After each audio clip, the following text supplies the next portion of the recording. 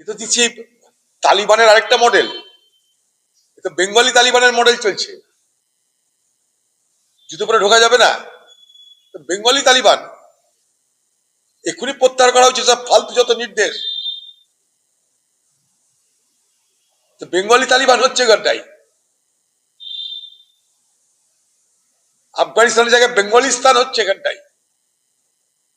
আমি চরম প্রতিবাদ করছি এটার। আমি কি পড়বো, আমি কি খাবো, অধিকার আছে আমার। হ্যাঁ, মন্দিরে যাই না, আমরা মসজিদে যাই না, কারণ সেগুলো ধর্মস্থান, সেখানে জুতো পরে যাওয়া মানা। কিন্তু স্কুল কলেজে যাওয়া যাবে না, কি কথা? মুখ্যমন্ত্রী কি এবার ভোটে খালি পায়ে হাঁটবেন নাকি? মিড ডে মিলের যে টাকাটা ধরা যাবে, সেই টাকাটাই তো খরচ হয়নি। 30 লক্ষ পড়ুয়ার নামের কোনো সন্ধান নাই। মিড ডে মিল নামে হঠাৎ করে বাংলার মুখ্যমন্ত্রী মমতা ব্যানার্জি ভোটের আগে আপেল ডিম সব খাওয়াতে ময়দানে নেমে গেল।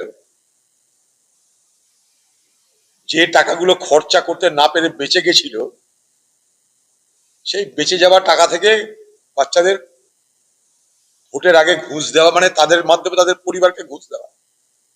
দেখো, আমি আপেল খাওয়াচ্ছি, নাশপাতি খাওয়াচ্ছি, ডিম খাওয়াচ্ছি, এতদিন খাওয়াইনি কেন? আমি তো সারা বছর কেন দিচ্ছেন এগুলো? বাচ্চাদের নিউট্রিশন, অর্থাৎ খাদ্যে যে নিউট্রিশন দরকার, সেগুলো হঠাৎ ভোটের আগে কেন দিতে হচ্ছে? আরো 30 লক্ষ বাচ্চা কোথায় গেল? বাজেটে যাদের নামে বরাদ্দ হলো তারা কোথায়? বাজেটে যে সংখ্যাটা বরাদ্দ হলো, সেই সংখ্যা কোথায় হারিয়ে হাওয়া হয়ে গেল? এই মিড ডে মিল নিয়ে কোভিডের সময় লক্ষ লক্ষ টন চাল, গম, খাবার লুট করেছে এই তৃণমূল, তার কোনো হিসাব দেয়নি। কোভিডের সময় শিশুদেরকে খাবার দেয়নি, সেই খাবার মেরে তৃণমূলের নেতারা খেয়েছে।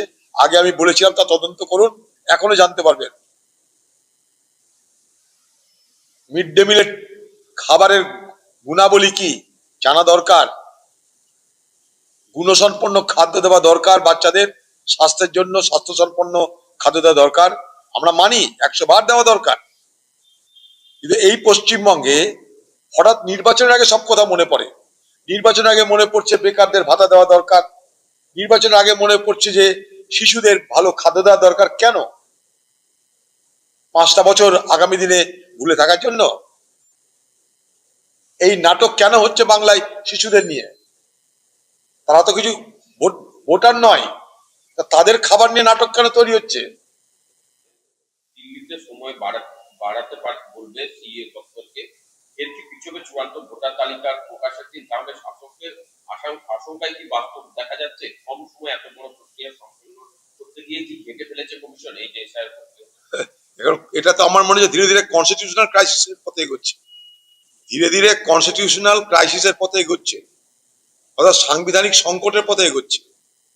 নির্দিষ্ট সময়ের মধ্যে ভোট করতে হবে, ভোট করার আগে প্রচারের সময় দিতে হবে, তার আগে ভোটার তালিকা প্রকাশ করতে হবে।